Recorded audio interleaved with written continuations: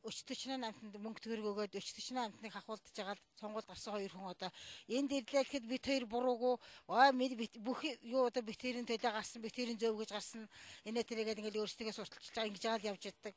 Оо тэр бол мөнгөөр авсны батлагч байгаа юм ш тэр ойлгоцтой байх ш тэр баримтраад тэр нотлогч шаард. Тэр дагуур шадар туслахуудын яллаж тэр нөгөө улсууд нь ял замгаа байна гэдэг бол маш өрөө гэж ард түмэн ойлгож байгаа шүү дээ тэрнийг.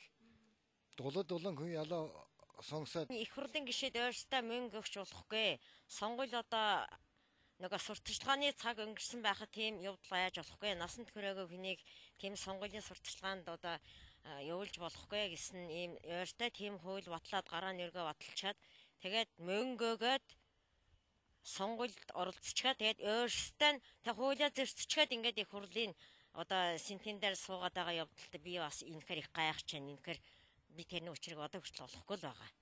Одоо үнэхээр тэр инхээр гарч байгаа бол энэ юм хиймээр байна. Тэгээд ирж юм мэдэх тохио нурднууд ирдэг л байсан. Тэгээд